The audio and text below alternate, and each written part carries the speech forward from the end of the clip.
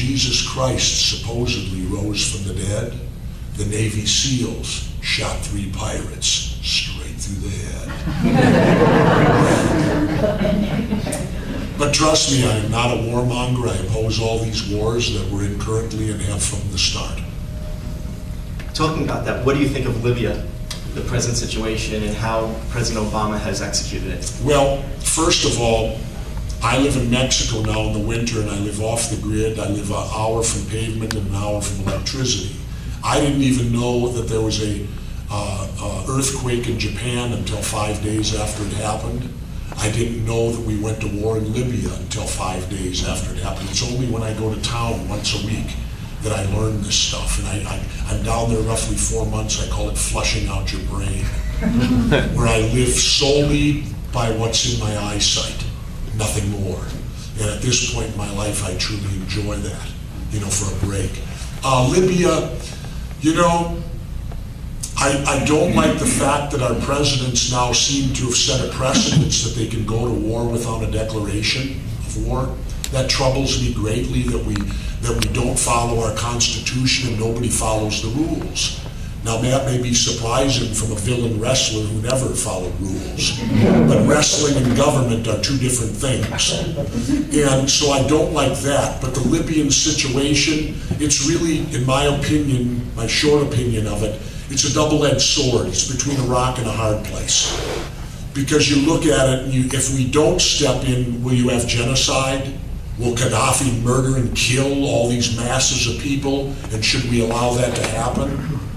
But on the other side, you look at it and say, well, isn't it Libya's business? It's truly not ours.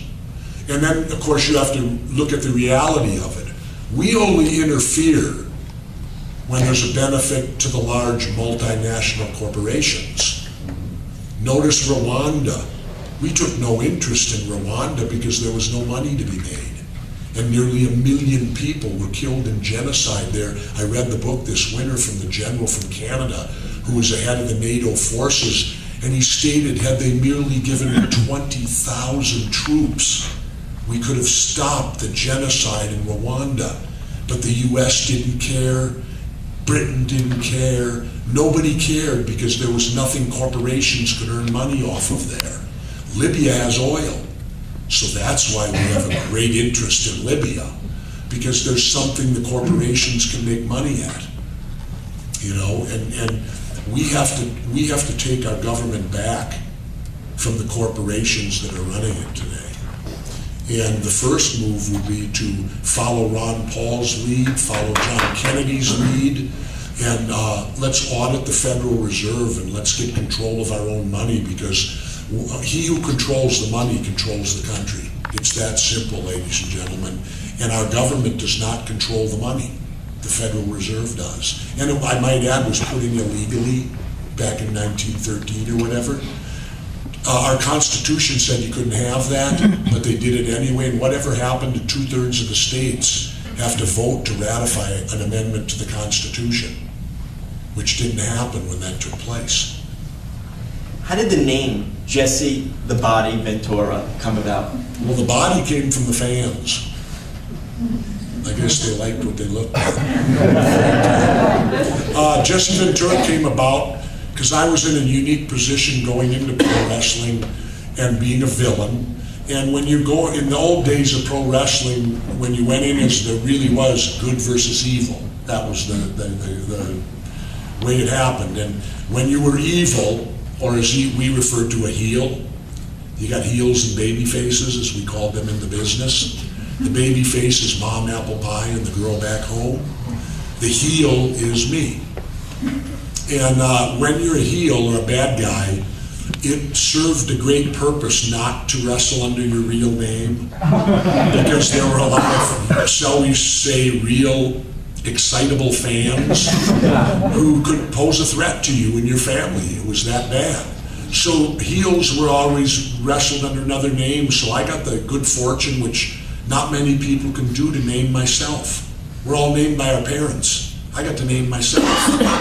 Think about it when you go home today. If you could name yourself, what name would you give yourself?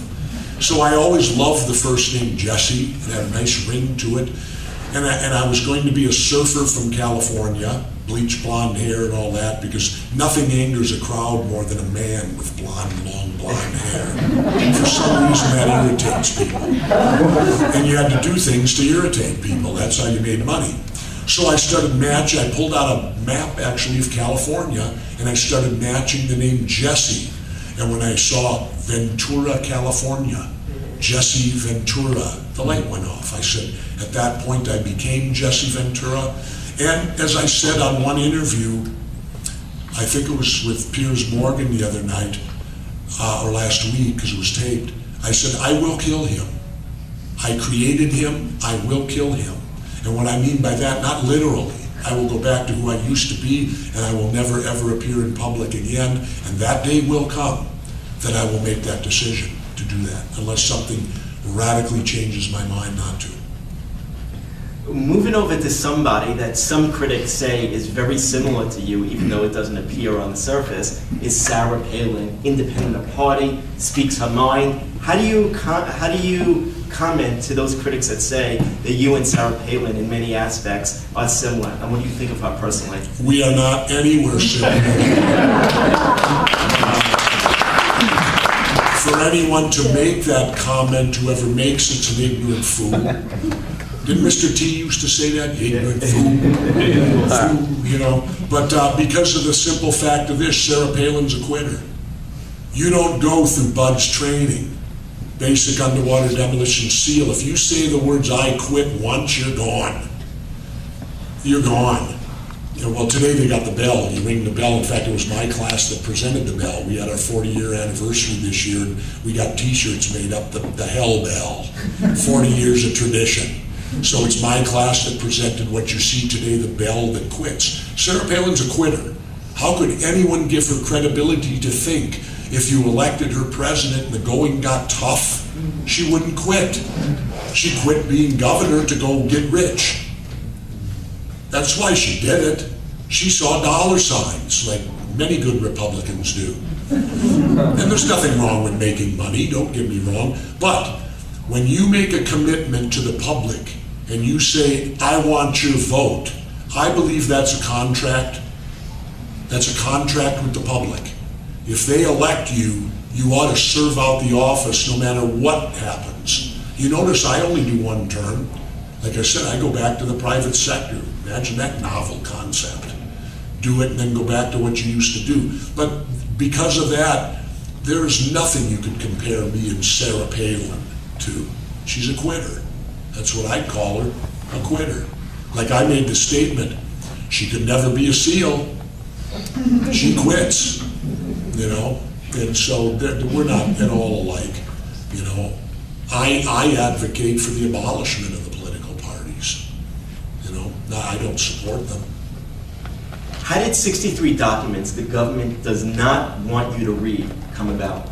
Well, actually, it came from my publishers at Skyhorse. After we had done our last book, American Conspiracies, Tony Lyons over at Skyhorse, my publisher, they came up with the idea, and they brought it to Dick Russell and I, and Dick and I sat down and looked at it and said, you know, this could be an interesting book.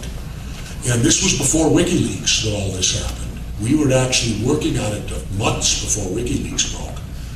We loved it when WikiLeaks broke because we used some of the stuff in the book then, and we also knew it would be a hot topic by the time the book came out, because let's be honest, you write a book hopefully so people will buy it and read it, and you want as many people to buy it and read it. And so Dick and I accepted it, and let me give credit to my co-writer Dick Russell. He is the researcher. I am not. I don't have the patience. And plus, I'm computer illiterate. You know, it has its advantage to have a partner, and that's where Dick and I go well together. He does all the research, he finds the documents. All I got to do is read about them and write about them then. And so we team up very well that way. We chose, initially it was going to be called 47 documents. Well, as we started getting into the documents, we probably could have done 2,063 documents the government doesn't want you to read. We chose 63 because that was the year that President Kennedy was murdered. And we thought that had some significance to it, to choose the number 63. So we picked out 63 of what we thought were a diverse group of documents that would run the gamut, uncovering a great deal of information. And I'll tell you something that was difficult about writing this book. I love my country. But when I wrote this book, it stressed my patriotism to a string. It was broke. Because I think when you read this book, you're going to see that, and let me state this, there are great people in our government. There are dedicated, patriotic, good people that work in government. But what troubled me about writing this book was you could substitute the word Nazi in here and it would work. Because there's people in our government that have behaved like Nazis. And it might be because we brought so many of them here after the war and put them in positions where they could continue to be Nazis instead of standing trial at Nuremberg. And I mean, things of the nature of going down to Guatemala and infecting hundreds of people with syphilis to find out if penicillin worked. They weren't volunteers, and if penicillin hadn't have worked, they would have died horrific death. And then I was stunned. And the good thing about this book, we reprint the documents for you. You're not taking my word for it, read them yourself. Then we got the CIA's assassination manual. Now, I don't know, but assassination is just a fancy word for first-degree murder because it's pre-planned, it's murder, and it has a little political overtone to it, I guess. Our government has a manual on how to commit first-degree murder, how to get away with it, how to choose what method to use to commit. The last time I checked, I think first-degree murder is illegal in every country in the world. And who makes that call?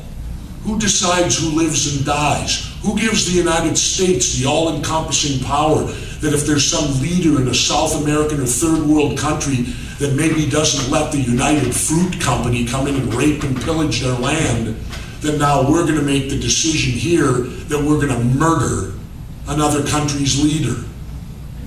I find that despicable from a country like mine. Well, of course, then again, we torture now too, don't we? We've lost the high ground, people. And it's our elected officials, it's our Democrats and Republicans who are at fault.